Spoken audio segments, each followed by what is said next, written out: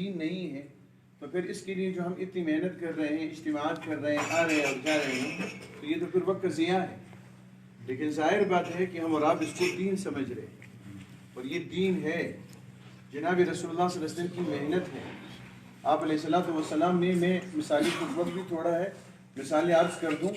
کہ ایک چیز ایک محنت سے وجود میں نہیں آتی، دین کے لیے مختلف محنتیں ہوئی ہے تو دین وجود میں آیا ہے، اور ہر مرحلے کی اپنی اپنی محنت اور اس کی اہمیت ہے۔ جیسے کہ روٹی بنتی ہے جب دسترخوان پہ آتی ہے تو اس سے پہلے اس کی ابتدا ہے کہ وہ زمیندار زمین کے اوپر محنت کرتا ہے، زمین کے اندر وہ گوڈی کرتا ہے، ہل چلاتا ہے، تخم ڈالتا ہے، پھر اس کے بعد پانی دیتا ہے، کھاد دیتا ہے، پھر وہ کھیتی اگتی ہے اور اس میں دانہ آتا ہے، پھر یہ زمیندار اس کو مشینوں سے نکال کر دانہ بھوسا الگ کر دیتا ہے۔ یہ ایک محنت ہوگی۔ اس کے بعد پھر بوریوں کے اندر بند کر کے یہ بازار میں پہنچتا ہے، بیچنے والا اور خریدنے والے آتے ہیں، اس کو بیچتے ہیں اور خریدتے ہیں، خریدنے کے بعد یہ دوسری محنت ہوتی ہے۔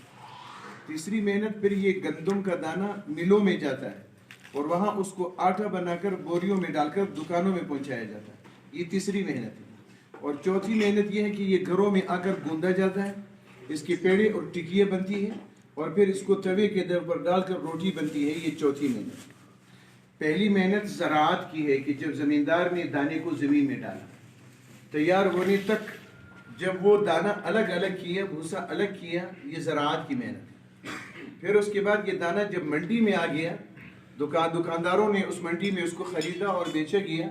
کمیشن ایجنٹ ہوتے ہیں، اس کے دلال ہوتے ہیں، خریدنے والے ہوتے ہیں، یہ تجارت کی محنت ہے۔ اس کے بعد جب یہ کارخانے میں گیا آٹا بننے کے لیے، یہ صنعت کی محنت ہے۔ اور جب یہ آیا اور آٹا گوندا گیا، ٹکی بنائے گی، پیڑا بنائے گی، روٹی بنائے گی، یہ حرفت کی محنت ہے، یہ ہنر اور کمال۔ اب اس پر پہلے زمیندار کی محنت ہوئی، پھر اس کے اوپر تجارت کی محنت ہوئی، پھر صنعت کی محنت ہوئی، پھر اس پر حرفت کی محنت ہوئی، تو یہ روٹی بن کر کھانے کے قابل بن گئی۔ اب یہ تمام محنتیں ہیں۔ اب اگر کوئی ایک محنت نہ ہو، یعنی پکانے والا پکائے نہیں تو تب بھی یہ کھانے کے قابل نہیں، اور اگر پیسنے والے نے پیسا نہیں، صنعت والے نے محنت نہیں کی تو تب بھی نہیں کھایا جا سکتا، بازار کے اندر آ کر یہ بیچا نہیں گیا تو تب بھی لوگوں کو نہیں مل سکتا۔ اب اگر زمیندار کہہ دے کہ میری ہی محنت سے یہ آٹا کھانے کے قابل بنا ہے،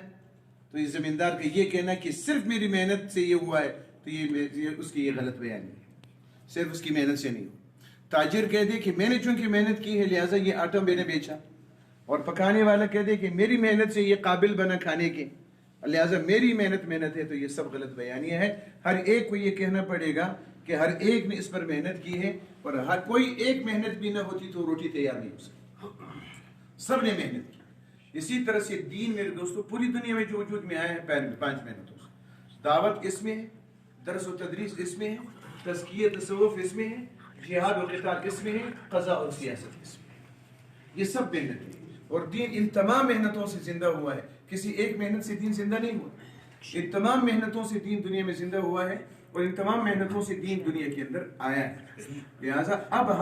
اب ہر مرحلے کی اپنی محنت ہے، زمانے کے لحاظ سے، علاقوں کے لحاظ سے اور افراد کے لحاظ سے محنتوں کے الگ الگ ہیں۔ کہیں دعوت کی محنت ہوگی، کہیں درس و تدریس کی محنت ہو سکتی ہے، کہیں تزکیہ کی محنت، کہیں جہاد کی محنت، کہیں سیاست اور قتال کی محنت، سیاست قضاء اور سیاست کی محنت۔ یہ 5 حضور پاک علیہ السلام مکہ مکرمہ میں رسول اللہ صلی اللہ علیہ وسلم نے دعوت کا کام شروع کیا، اس کے ساتھ تزکیہ اور تزکیہ کا کام۔ قرآن جتنا مکی ہے، مکی آیتیں جب ابتدا میں اتری ہے، ان میں ایمانیات ہے اور ان میں صفات کا تذکرہ ہے۔ رذائل کو نکالو، خصائل کو پیدا کرو۔ پھر جب احکامات آئے تو قرآن نے احکامات اتارے، احکامات آ رہے تھے، آیتوں میں احکام نازل ہو رہے تھے، یہ تیسری چیز تھی۔ پھر جب جہاد کا حکم نازل ہوا تو جہاد میں پہلے اللہ تعالیٰ نے فرمایا تھا کہ نہیں، ہاتھ نہیں اٹھاؤ، پھر فرمایا اذن، اجازت ہے کہ تمہارے اوپر جو حملہ کر رہے ہیں ان کو جواب دو، اجازت ہے، واجب نہیں۔ پھر حکم آیا کہ اب مقابلہ کرنا تمہارے اوپر واجب ہے لیکن دفاع اور اقدام نہیں، اور پھر اس کے بعد حکم آیا کہ اب تم پیش قدمی کرو، تم اب اقدام کرو اور دشمن کی طاقت کو توڑو۔ تو پھر اللہ کے رسول صلی اللہ علیہ وسلم نے محنت فرمائی، پہلے دفاع کیے، پھر اقدام کیے، دشمن کی طاقت کو توڑ دیا، دشمن کی طاقت ٹوٹ گئی اور ملک فتح ہو گئے۔ جب ملک فتح ہو گئے تو پھر حکم آیا، ریاستی حکم آیا، ریاست کے احکامات نازل ہوئے۔ پھر اس میں قرآن پاک مدنی آیتیں، صورتیں جو نازل ہوئی، مدنی احکامات جو نازل ہوئے، فتح مکہ کے بعد جو قرآن نازل ہوا ہے، اس فتح مکہ کے بعد جو قرآن نازل ہوا ہے اس کے اندر بیشتر ریاستی احکام، کیونکہ اس وقت رسول اللہ نے ریاست بنائی اور وہ ایک اسلامی ریاست بنی۔ اسلامی ریاست میں حاکم کی ذمہ داریاں کیا ہے؟ حدود کا نفاذ ہے اور وہ احکامات انتظامیہ کا نفاذ ہے۔ اب اس میں جو علماء حضرات ہیں وہ تو بہتر اس کو سمجھ سکتے ہیں۔ مکی دور کے بعد جو قرآن رسول اللہ کے آخر تک اترا، ان آیتوں کا مطالعہ کیا جائے تو ان میں حدود اور قصاص اور سزاؤں اور انتظامی احکامات نازل ہوئے۔ تو یہ رسول اللہ صلی اللہ علیہ وسلم کا ریاستی حکم ہے۔ اب جب تک حکومت مسلمان کی نہیں ہوگی، قرآن کی ان آیتوں پر کیسے عمل کیا جائے؟ تو یہ جو ہم کر رہے ہیں یہ رسول اللہ کی ان 5 محنتوں میں سے ایک محنت، اور جو میراث میں صحابہ کرام کے اندر یہ محنت چلی، اور یہ معمولی بات نہیں کہتے ہیں۔ مثلا ہم کہتے ہیں ہم اسلام آباد کے لیے، علماء اسلام نے اسلام آباد کے لیے دیا، تو مولانا نے جواب کئی دفعہ نہیں کہ بالکل اسلام آباد کے خالی مالک تو تم نہیں، ہم بھی پاکستانی ہیں، تم بھی پاکستانی ہیں، تم اسلام آباد کے حقدار ہو، ہم بھی حقدار ہیں۔ تم وہاں پہنچو گے بے دینی پھیلانے کے لیے، ہم وہاں جانا چاہتے ہیں اسلام پھیلانے کے لیے، اس لیے کہ طاقت جس کی لاٹھی اس کی بین سے، جو حق اقتدار پر آئے گا اس کی تہذیب، اس کے جذبات، اس کے خیالات لوگ اپنائیں گے۔ تو یہ چیزیں ہم اس لیے، اور پھر اقتدار کے لیے، اس چیز کے لیے تو صحابہ کرام نے کتنی محنت کی۔ رسول اللہ صلی اللہ علیہ وسلم کا انتقال ہوا، آپ علیہ السلام کا کفنانا، دفنانا، غسل کرنا، یہ سب ابھی صحابہ نے چھوڑ دیا۔ خلافت کا مسئلہ تھا کہ سب سے پہلے خلیفہ کا انتخاب کیا جائے، اگر کوئی نامناسب آدمی خلیفہ بن گیا حضور کی ساری محنت پہ پانی پھر جائے، اور صحیح خلیفہ اگر آ گیا ہے تو حضور پاک علیہ السلام کا دین آگے بڑھے گا۔ یہ سب واقعہ نہیں کہ اب حضور صلی اللہ علیہ وسلم کی جسد مبارک پڑا ہوا ہے، نہ ابھی غسل دیا جا رہا ہے، نہ کفن دیا جا رہا ہے، نہ دفن کیا جا رہا ہے۔ صحابہ جمع ہو گئے، شیخین فوراً پہنچ گئے وہاں پہ کہ کوئی ایسا نہ ہو کہ جلد بازی میں کوئی غلط فیصلہ نہ ہو جائے۔ اور وہاں پر جو بیانات ہوئے، جو تقریریں ہوئی کہ کون خلافت کا حقدار ہے، پھر اس پہ حضرت صدیق اکبر رضی اللہ عنہ کا اتفاق ہوا اور وہ اللہ کے رسول کے بہترین خلیفہ بن گئے، جنہوں نے اس دین کو پھر آگے بڑھایا۔ پھر اس طرح سے تو یہ خلافت ایسی معمولی چیز نہیں۔ صحابہ کرام کے اندر یہ چیزیں تھی کہ غلط آدمی اقتدار پہ آ گیا تو وہ غلط آدمی کے آنے سے بے دینی پہ آئی، تو یہ بھی دین کی محنت پہلے سے ہم سمجھے اس کو۔ اور پھر یہ جو ڈھانچہ ہے اس میں پھر جو جماعت بنتی ہے، جماعت امیر ہے، جنرل سیکرٹری ہے، سالار ہے، مالیات ہے، اطلاعات ہے، یہ سب شعبے، ان سب شعبے یہ جسم کا ہر پرزہ، یہ پرزے ہیں اور ہر پرزے کی اپنی اہمیت ہے۔ کوئی پرزہ بھی کام صحیح کرے گا اس جسم کی مضبوطی کا ذریعہ بنے گا، کوئی بھی پرزہ اپنے کام نہیں کرے گا اس جسم کی بیماری اور کمزوری کا ذریعہ بنے گا۔ امیر صحیح کام نہیں کرے گا تو اس کے کھاتے میں جماعت کی خیانت اور جماعت کی کمزوری اس کے خیانت میں۔ صحیح کام کرے گا تو کام سے اونچا بھی بہت ہوگا، اجتماعی نیکی ہے، اور جماعت کے ساتھ اگر یہ صحیح کام نہیں کرے گا، محنت نہیں کرے گا تو یہ عہدہ اور ذمہ داری اس کی ہے، اور یہ ذمہ داری کا حق یہ ادا نہیں کر رہا ہے، یہ اجتماعی جرم ہے، اس کا جواب دینا پڑے گا۔ ناظم اسی طرح ذمہ داری ہے کہ عہدہ نہیں ہے، مسئولیت ہے۔ فضیلت تب ملے گی جب مسئولیت آدمی ادا کرے گا۔ فضیلت اللہ دیتے ہیں، مسئولیت بندے کی ذمہ داری ہوتی ہے۔ اسی طرح سے مالیات والے کی ذمہ داری ہے اور اطلاعات والوں کی ذمہ داری ہے۔ پھر دوستوں میرے، آپ اور آپ کا جو شعبہ ہے، ہر شعبہ اہم ہے، اس کی پھر اپنی جگہ اتنی اہمیت ہے۔ جو ایک صحیح بول کو پھیلائے گا، حدیث میں ہے کہ 1 سال کی عبادت کا اجر اس کو ملے گا۔ ایک صحیح بات، خبر اگر وہ پھیلا دے اور لوگوں تک اس کو پہنچا دے تو 1 سال کی عبادت کا ثواب ملے گا۔ پھر صحیح خبر پہنچانا اور غلط خبروں کا رد صحیح انداز سے کرنا، یہ تو خود قرآن میں بھی مطلوب ہے، جناب رسول اللہ صلی اللہ علیہ وسلم کے زمانے میں بھی مطلوب ہے۔ دشمن کا مقابلہ کرنا، حضرت حسان بن ثابت رضی اللہ عنہ جب اللہ کے رسول صلی اللہ علیہ وسلم جواب دیتے تھے، جب کفار آواز لگاتے تھے اور وہ یہ کہتے تھے کہ اللہ کے رسول صلی اللہ علیہ وسلم حضور پاک علیہ السلام کے بارے میں پوچھا، حل فیکم محمد، حضور نے فرمایا جواب مت دو۔ حل فیکم ابو بکر، حل فیکم عمر، تو کہا جواب مت دو۔ تو اس کے بعد اس نے آواز لگائی اولو عبل، تو اللہ کے رسول نے فرمایا تم کہو اللہ اکبر۔ اب نظریے کا مقابلہ آ گیا، انہوں نے بت کی آواز بلند کی تو فرمایا کہ اللہ اکبر، اللہ اکبر، اللہ بڑے ہے، عز و اجل، اور اللہ ہمارے مولا ہے۔ انہوں نے کہا لنا العزا ولا عزا لکم، حضور نے فرمایا جواب دو لنا المولا ولا مولا لکم، تمہارا عزا ہے، ہمارے نہیں ہے، لیکن پھر ہمارا مولا ہے، وہ پھر تمہارا نہیں۔ حضرت حسان بن ثابت رضی اللہ عنہ باقاعدہ رسول اللہ صلی اللہ علیہ وسلم کی طرف سے دفاع کرتے تھے، اور اشعار رسول اللہ بلاتے تھے کہ یہ کافر جو میرے خلاف اشعار پڑھتے ہیں، ان کو کہتے تھے کہ فرشتہ روح القدس تیری مدد کرے تو حضرت حسان رضی اللہ عنہ پھر جوابات دیتے تھے. حضرت عائشہ رضی اللہ عنہ پر جب تہمت لگی اور پھر مسلمان بھی غلط فہمی میں آ گئے اور غلط فہمی کے شکار ہونے والے حضرت حسان بھی تھے. حضرت عائشہ رضی اللہ عنہ کے سامنے جب کبھی حضرت حسان ابن ثابت کا نام جب آتا تھا تو وہ کہتے تھے کہ حسان اچھے آدمی ہیں، لیکن کاش کہ وہ تہمت لگانے والوں کے ساتھ اس وقت وہ اس غلط فہمی کے شکار نہ ہو. اور پھر وہ فرماتے تھے کہ حضرت حسان نے جو تہمت لگانے والوں میں مجھے یہ اذیت پہنچائی، لیکن فرمایا کہ میرے دل میں حسان کے ساتھ کچھ بھی نہیں ہے، اس لیے کہ یہ حضور پاک علیہ السلام کی ذات سے دفاع کرتے تھے، حضور پاک علیہ السلام کی طرف سے دشمنوں کو جواب دیتے تھے. تو یہ ہمارا کام جو ہے یہ جماعت کے لیے بہت ریڑھ کی ہڈی ہے. اس لیے میرے دوستو اس کو دین سمجھ کر مثبت انداز میں صحیح طریقے سے اپنے پیغام پہنچانے میں بھرپور اپنا کردار ادا کریں، اور جو منفی ذہنیت بنانے والے ہیں ان کو اچھے انداز میں مناسب موقع پر مناسب جواب دیں. اس لیے کہ یہ نہیں ہے کہ جنہوں نے ہمیں جو کہا اسی انداز سے اس کو جواب دے دیں. مناسب انداز سے مناسب موقع پر مناسب الفاظ سے ان کا جماعت کا دفاع کیا جائے، اپنی جماعت کے بڑوں کا دفاع کیا جائے، اپنی جماعت کے نظریے کا دفاع کیا جائے، لیکن اپنی ذات کا نہیں. اس میں ذہن میں رکھیے کہ ہم اس میدان میں ایک یہ کہ ہم جماعت کا کام کریں، ایک یہ کہ ہم اپنی ذات کا کام کریں. یہ جماعت کی ذمہ داری اپنے ذات کو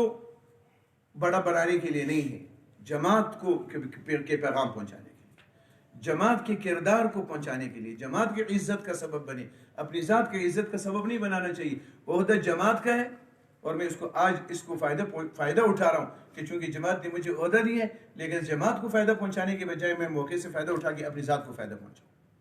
لہٰذا جماعت کے پیغامات نہ پہنچ رہے ہو اور اپنی تصویر، اپنا بیان، اپنی بات، اپنا کردار، اپنی شکلیں موقع پر اپنی جگہ تو بات تو آنی چاہیے، لیکن صرف اس جذبے سے کہ میں نمایاں ہو جاؤں. جو عہدہ جماعت کا ہے اور اس کو اپنی ذات کے لیے نہیں استعمال کرنا چاہیے، اس کو جماعت ہی کے لیے اس کو استعمال کرنا چاہیے. لہٰذا جماعتی بیانات، جماعتی پیغام جماعت کی پالیسی کے مطابق اور اپنے قد کے مطابق بیان دینا چاہیے. لہٰذا اب دیکھیں مرکزی امیر ہے، ان کا اپنا قد ہے، تو اب ہمارا تعلق ہے، پھر یونٹ کے ساتھ ہمارا تعلق ہے، تو ہمارے قد میں اور مرکز کے امیر کے قد میں تو بہت زمین اور آسمان کا فرق ہے. لہٰذا اب مرکز کے امیر جو پالیسی بیانات دیں گے اپنی سطح کے اور اپنے قد کے مطابق بیان دیں گے، میں اس سطح کا بیان نہیں دے سکتا. لہٰذا میں تو اپنی سطح کا بیان دوں گا، جو جماعت کی پالیسی ہوگی اس کے مطابق دوں گا اور اپنی سطح کا بیان دوں. لہٰذا اب میں ادھر بیان دوں کہ میں ٹرمپ کا ایسا کروں گا اور اس کا تختہ الٹ دوں گا اور باجوہ کا ایسا کر دوں گا، یہ میری سطح کے بیانات نہیں، یہ تو مرکز کی سطح کے بیانات. لہٰذا اب آدمی اس کو بھی یہ ہے کہ اب حضرات نے ہم نے جو کام کرنا ہے، یونٹ کی سطح کا بیان کیسے ہونا چاہیے، تحصیل کی سطح پر، ضلع کی سطح پر، صوبے کی سطح پر، مرکز کی سطح پر بیان دینے میں اس کا لحاظ ضروری ہے کہ میں کہیں وہ بیان تو نہیں دے رہا ہوں جو مقام جو بیان دینا مولانا فضل الرحمان صاحب کو دینا چاہیے، اب وہ بیان میں دے رہا ہوں جو ان کو دینا چاہیے، تو یہ نہیں ہو، بلکہ ہم جماعت کی پالیسی کے مطابق دیں گے، اپنی قد اور اپنے وزن کو دے کر اس کے مطابق بیانات دیں گے. جماعت کی پالیسی اس کو واضح کریں گے جو جماعتی کی پالیسی ہے، اور اپنے علاقے کی یونٹ میں ہے کہ اپنے علاقوں کی امور کی نشاندہی کرنا، ان کی دنیاوی مسائل کا، گیس کا ہے، پانی کا ہے، بجلی کا ہے، منشیات کا ہے اور بے حیائی کا ہے، یہ چیزیں اس کے حوالے سے یا تو اس کا مطالبہ ہے کہ یہ کیا جائے، حکومت سے مطالبہ کرتے ہیں، اور یہ جو اڈے چل رہے، فلانا چل رہے، اس کا روک تھام کیا جائے. تو اس چیز کو بہت ضروری ہے کہ جماعت کی پالیسی کے مطابق اپنے قد کو متقد کو دیکھ کر جماعت کے ساتھ رابطے میں رہے، کہ جماعت کے ساتھ کی طرف سے جن بیانات کو واقعتاً پالیسی والا بیانات کا قرار دے دیا جائے ان بیانات کو دے دیا جائے. ایسے نہ ہو کہ کسی نے بیان دے دیا اور وہ بیان پھر جماعت کے گلے کے اندر لٹک جائے اور جماعت کو پھر اس کی صفائی دینی پڑے. تو اس طرح سے بعض اوقات اس طرح سے ہو جاتا ہے کہ آ جاتے ہیں بیانات اور جماعت کو پھر اس کی صفائی دینی پڑتی ہے کہ یہ جماعت کی پالیسی نہیں ہے یا کسی نے دیے ہے تو یہ جماعت کا بیان نہیں تھا. تو اس میں یہ ہے کہ پھر اپنی جماعت کو، اور اس میں یہ ہے کہ دوستوں جماعت کے بیانات آنے چاہیے اور جماعت کا کام جو ہو اس کو پھیلانا چاہیے، آگے بڑھانا چاہیے. اب اس میں یہ ہے کہ بعض اوقات ہمارے ساتھیوں کی بخبربتی کھانا کھا رہے ہیں، چائے پی رہے ہیں، استقبالیہ دیے جا رہے ہیں، پرتکلف ناشتہ ہو رہا ہے، پرتکلف کھانا ہو رہا ہے. اول تو یہ چیز ہماری شان کے بہت خلاف ہے، اس لیے کہ ہماری جماعت کے ذمہ دار ساتھیوں کا کام پرتکلف کھانے تو نہیں ہے، پرتکلف کھانے دیے جا رہے ہیں. اس کا اچھا بظاہر آدمی یہ سمجھتا ہے کہ جب یہ دوں گا وہ کہے کہ یار کیسے بڑا آدمی ہے کہ دیکھو پرتکلف کھانے کھا رہے ہیں، لیکن لوگوں پر اچھا اثر نہیں ہوتا. وہ کہتے ہیں کہ تم کو کام کے لیے ذمہ داری دی گئی ہے، کھانوں کے لیے ذمہ داری دی گئی. تو اس لیے ہمارے دسترخوانوں کے، ہمارے ناشتوں کے، ہمارے عصرانوں اور ظہرانوں کے یہ بے محل اگر کوئی تصویر لیتے ہیں اپنی ذات تک رکھے، لیکن اس کو اخبارات کی، سوشل میڈیا کی اس کو زینت نہ بنائے، اس سے جماعت کی توہین ہوگی، اچھا نہیں لگتا۔ تو اس میں اب سیر و تفریح ہم کر رہے ہیں، حضرت بیٹھے ہوئے پتھر پٹے کے لگائے ہوئے ہیں اور خوشگوار موڈ میں بیٹھے ہوئے ہیں۔ اب یہ چیزیں جو ہوتی ہیں نا، اب یہ اخبار سوشل میڈیا پر یہ دینا کہ وہ فلانا آپ دیکھو خوشگوار موڈ پہ بات چیت کر رہے ہیں، اب وہ اس طرح سے یہ چیزیں بھی مناسب نہیں ہوتی، اس سے دیکھنے والا اچھا نہیں سمجھتا بلکہ برا سمجھتا ہے، اور اس میں آدمی کی کرتا ہے آدمی عزت بنانے کے لیے، لیکن اس کو یہ نہیں سمجھتا کہ میری عزت اس سے بنی نہیں، گر گئی۔ لوگ اس پہ تبصرے کرتے ہیں کہ بھائی اس کے سوا کوئی کسی اور چیز کا شوق نہیں۔ تو ہمارے اوپر ذمہ داری ہے انہی اخلاقیات کے ساتھ اور جماعت کے ساتھ ربط رکھتے ہوئے اس وقت ہماری 3 چیزیں جو ہے اس کو بہت زیادہ تشہیر کرنے کی اس کی کوشش کریں۔ جیسے ہمارا تربیتی پروگرام ہے، اس کے حوالے سے جتنے گروپوں میں اچھے مضمون بنا کر اور اتنے جتنے گروپوں میں کیے جا سکتا ہے اپنے دوستوں تک بھیجیں، متعلقین تک بھیجیں، تاکہ زیادہ سے زیادہ ہمارے اس پروگرام کی مثبت اور اچھے انداز میں اس کی تشہیر ہو جائے، اچھا مضمون اور اچھے جملے آ جائیں۔ پھر مولانا کی آمد جو ہے، اب اس آمد کے بارے میں بھی آج بھی صوبائی اجلاس تھا، میں اس میں نہیں پہنچ سکا، تو اس میں بھی فیصلے ہوئے ہیں کہ مولانا کی آمد کے حوالے سے پھر اللہ تعالیٰ بڑوں کی حفاظت فرمائے۔ یہ امکانی ایک شکل ہے کہ مولانا کو اب جو بیانات دے رہے ہیں تو وہ اداروں کو برداشت نہیں ہو رہے وہ بیانات، تو اس لیے اب یہ بھی خطرہ یہ سامنے آ رہا ہے کہ مولانا کو وہ گرفتار کر لیں اور یہ ہمارا جو نظم ہے آنے والے اجلاسات اور پروگرامات اس کی شکل تبدیل ہو جائے،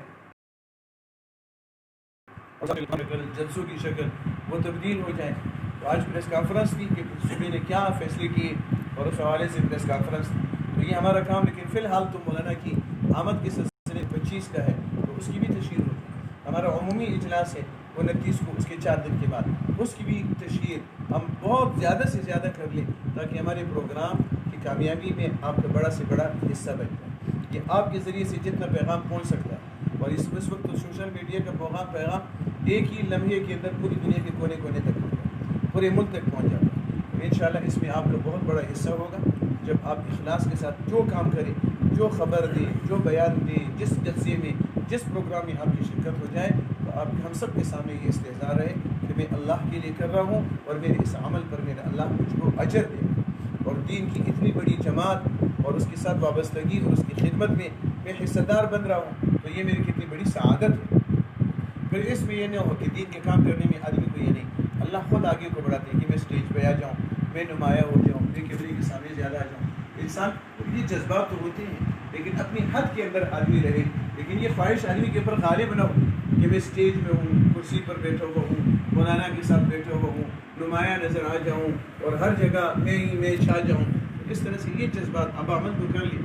جب شہادت کو اللہ مردود کر دیتے ہیں اور سخی کی سخاوت کو اللہ مردود کریں گے، عالم کی ساری زندگی کی محنت کو مردود کر کے یہود و نصارہ سے بھی پہلے اللہ جہنم میں ان کو ڈالیں گے جنہوں نے عمل کیا تھا ریا کے ساتھ۔ فائدہ کیا؟ عمل بھی کیا، تھکاوٹ بھی ہے، ریاکاری آ گئی، اللہ نے قبول نہیں کیا کہ تمہارا یہ عمل مجھے قبول نہیں ہے، اس میں نہیں ہوں، تم خود، میں نہیں مطلوب ہوں، تمہاری اپنی ذات تم کو مطلوب ہے، تمہیں اجر کس چیز کریں۔ تو اس لیے اخلاص کے ساتھ اور ثواب کی امید کے ساتھ اچھے انداز سے انشاءاللہ یہ کام کریں گے تو اللہ تعالیٰ ہم کو اجر دیں گے۔ آپ حضرات کی خدمات ہیں، سب کر رہے ہیں، لیکن اس کو مزید آگے بڑھانے کی بہت ضرورت ہے کہ مزید ہم اس کے اوپر اپنے علاقوں میں کام کریں، اپنے ساتھی جو ہے اور ساتھ ملائیں، اور پھر حافظ صاحب نے بتایا غنی شہزاد صاحب نے انشاءاللہ ایک تربیتی پروگرام کریں گے اور اس میں کوئی باقاعدہ تربیت کے حوالے سے انشاءاللہ اس وقت گفتگو اور بات چیت کریں گے۔ ابھی تو جو خاکہ آپ کے سامنے آ گیا اور کل کے پروگرام میں بھی، آج کے پروگرام میں بھی، بس انشاءاللہ ہم خود بھی سمجھتے ہیں جماعت کے کام کو، بہت زمانے سے کرتے بھی رہے ہیں۔ اللہ تعالیٰ ہمیں اخلاص کے ساتھ، استقامت کے ساتھ جماعت کی خدمت کرنے کی جس طرح سے مطلوب ہے اسی طرح سے کرنے کی توفیق اللہ تعالیٰ ہم آپ سب کو۔ آمین۔